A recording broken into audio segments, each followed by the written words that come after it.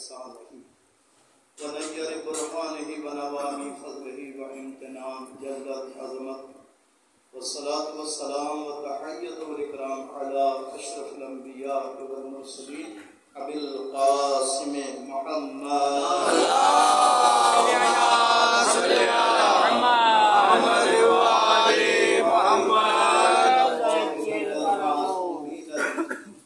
منتدبين المظلومين الذين قال في شانه إنما يريد الله ليذهب عنكم الرجس أهل البيت ويطهركم تطهيرا.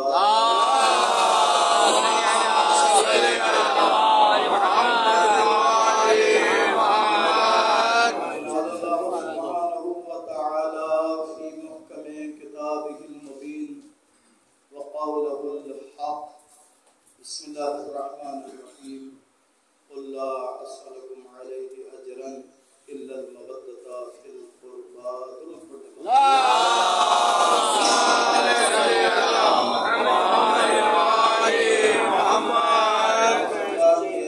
مہربان اور مسلسل رحم کرنے والا بے شک ظاہر بات ہے کہ ایک بڑا سانحہ ہوا اور کتنے آل محمد کے چاہنے والوں پر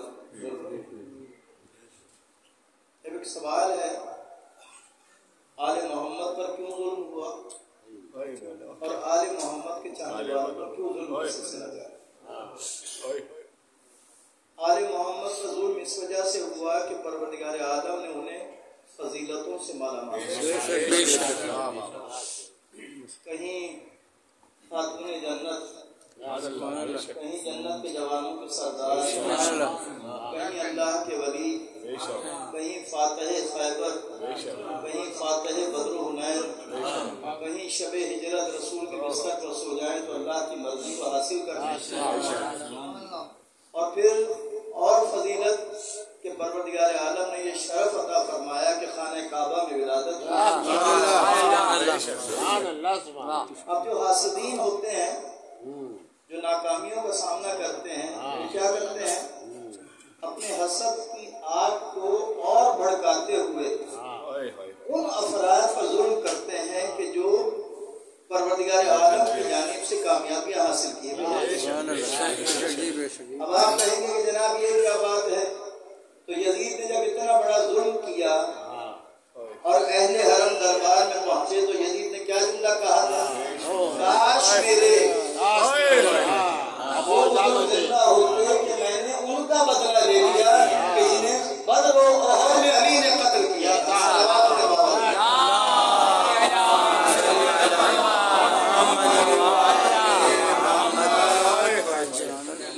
اور پھر یہ سلسلہ رکا نہیں ہے 11 ائمہ علیہ السلام کا یہ سلسلہ اور بالقدرت پروردگار سے پروردگار عالم نے آخری حجت صاحب العصر کو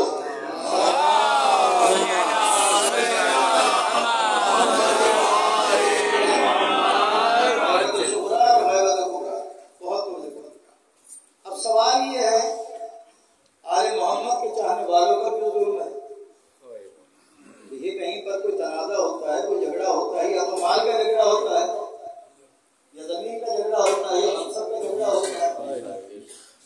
دنیا والے جو ظالم ہے وہ ہم پر کیوں ظلم کر؟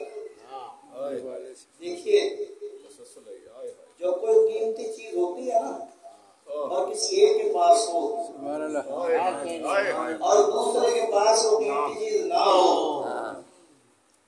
یا تو اگر اس کی ظرفیت ہے تو وہ اس قیمتی چیز کو حاصل کر لیتا ہے یا اگر قیمتی چیز حاصل نہیں کر پاتا تو جس کے پاس قیمتی چیز ہوتی ہے اسے نقصان پہنچاتا ہے.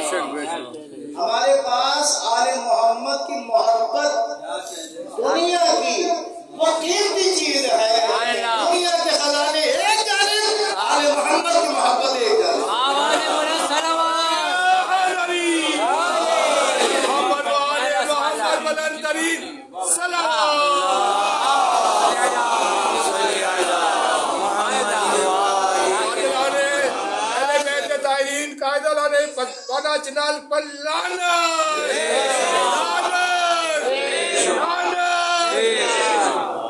بہت توجہ رکھیے.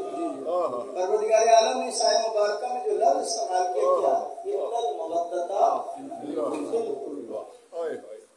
الا المودۃ فی القربى.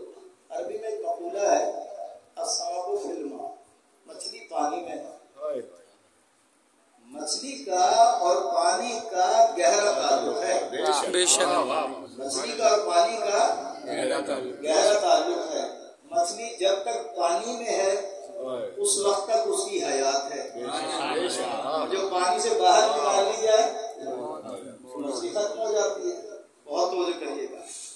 ہمارے پاس جو محبت ہے آل محمد کی وہ کون سی ہے؟ فی الا المودۃ فی القربى. بہت توجہ کریے گا. اب مچھلی کا اور پانی کا کتنا گہرا تعلق ہے. مچھلی پانی میں ہے، جب تک پانی میں ہے اس کی حیات ہے. جب پانی سے باہر آ گئی اس کی حیات ختم ہو گئی. بہت اتنا گہرا تعلق ہے. مچھلی کو آپ ٹکڑے ٹکڑے کریں، پکائیں اور کھائیں، جب تک وہ مچھلی کے ذرات آپ کے جسم میں رہیں گے پانی کی طلب ہوتی رہے گی. بالکل اسی طرح آل محمد کی محبت ہمارے پاس ہے. دنیا ہمیں ٹکڑے ٹکڑے کر دے، آل محمد کی محبت ختم نہیں ہو.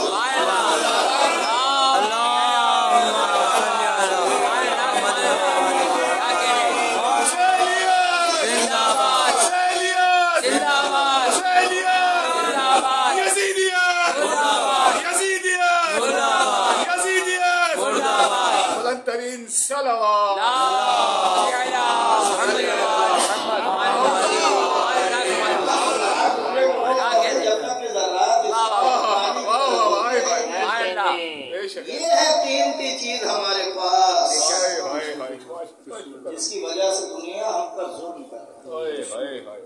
اور یہ ظلم کی شکلیں بدلتی رہیں. 1400 سال کے عرصے میں ظلم کی شکلیں بدلتی رہیں، لیکن ظلم کا سلسلہ جاری ہے. اور جب ہم پر ظلم ہوتا ہے، بہت توجہ کریے گا، کربلا کا واقعہ کتنا بڑا واقعہ ہے. ہمارے پاس فقط اور فقط ایک ذریعہ اور وہ ہے پرامن احتجاج. ہم 1400 سال کے عرصے سے کربلا کے واقعے پر جو پرامن احتجاج کر رہے ہیں وہ یہی مجلس ہے. وہ یہی مجلس ہے ہمارے پاس. اور یہ سفید چاندنی بچھا کر ہم دنیا والوں کو اعلان دیتے ہیں یہ امن کا فرش ہے. سبحان اللہ.